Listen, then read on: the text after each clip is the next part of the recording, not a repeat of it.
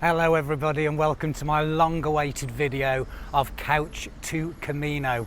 A lot of people, new pilgrims, people who have just thought or just heard of Camino de Santiago are so interested in it, and indeed it's a physical, mental and spiritual, transformational journey. It can be life-changing, it can certainly make memories forever, but where do you get started with all of it? How do you get from the couch to the Camino?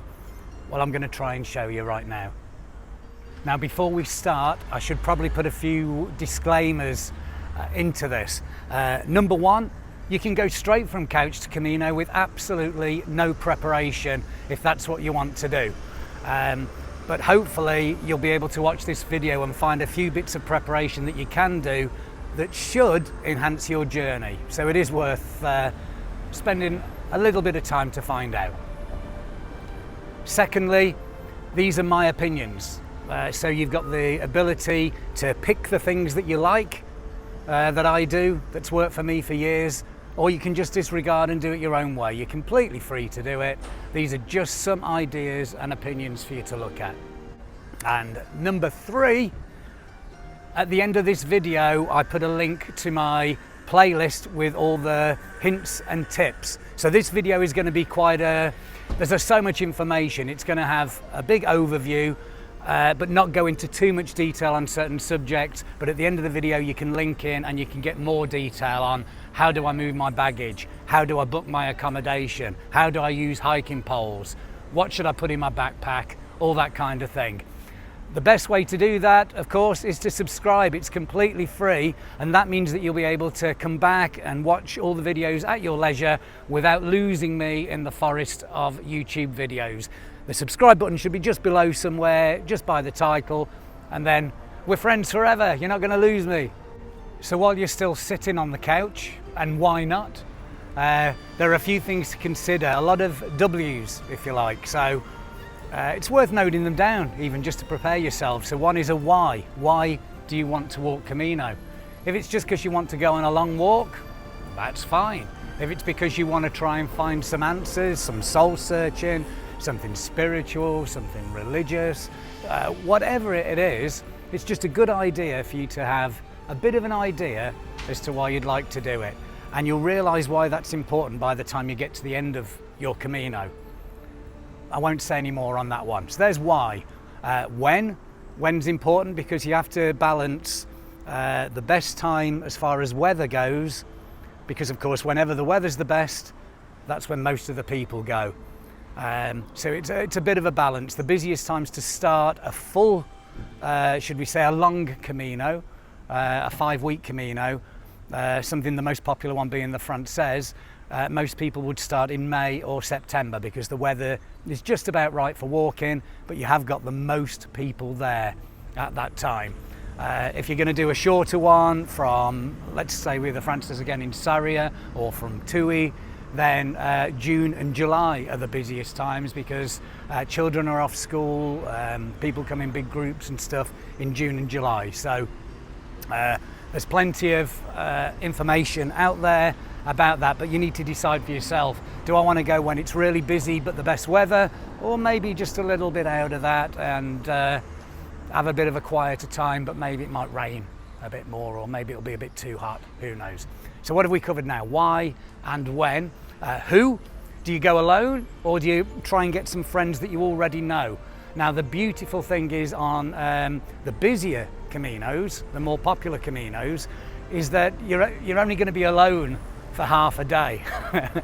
Because if you imagine a child going to school on day one alone, by the end of day one at school they've got friends galore. And it's exactly the same with Camino. You're all in it together, you're all starting at the same point, and great friendships are made for life on Camino. So whether you're bringing somebody with you or you're going alone, it's the same thing.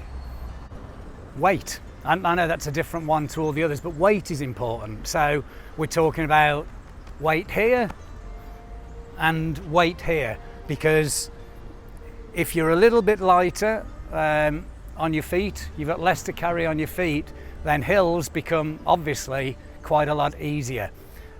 In the same way some fitness can really help. Now, You can't get that right when you're sitting on the couch. I'm about 2 weeks into my training now, and I didn't realise just how unfit I've managed to get myself in this season of Christmas and eating takeaways and sitting watching movies. I personally, since I finished my last Camino last year, got home, used a variety of food delivery companies, ate lots of pizza and such things like that, and I put on, in English it's 2 stone, in America that would be 28 pounds, which is I think about 12-13 kilos for Europe. So suddenly the fit me from last year, sprinting up the hills, was wheezing and struggling a lot. So I decided before I started this Portuguese Camino from Lisbon that I would lose some weight. The way I did that, my way, is just to only eat about 1,800 to 2,000 calories a day and to get out walking. So I started walking, just going out for half an hour without a backpack, then it was half an hour with a light backpack, then it's half an hour with a backpack weighing 5 kilos. I normally carry less than 5 kilos, but a backpack that I'd weighed to be 5 kilos. Then I started to increase the amount I could walk daily and trying to make sure that I'm doing it every day as much as I can. The weight came off, the fitness gets stronger, and the beauty of that is that when you're on Camino then, when other people are on day one and their legs are aching, they're getting blisters perhaps, they're really tired, and you know, life isn't as enjoyable when you're really tired, is it? But because I'd done all of this, for me it was like the equivalent of day 20. So my mind is in a better position. Rather than my legs hurt, am I nearly there yet? My mind is more in a situation of, look at that beautiful church, look at the architecture, and hello and smiley to lots of people. So I'm not a dietitian, I can't give you the correct advice for losing weight, but eating a bit less, eating the right stuff, and going out for a little bit of exercise and walking is the best way.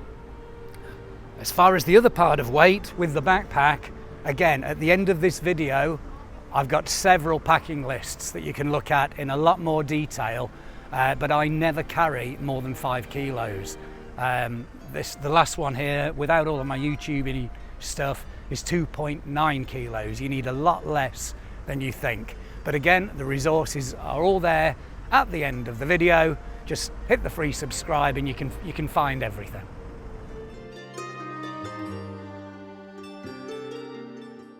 So in summary,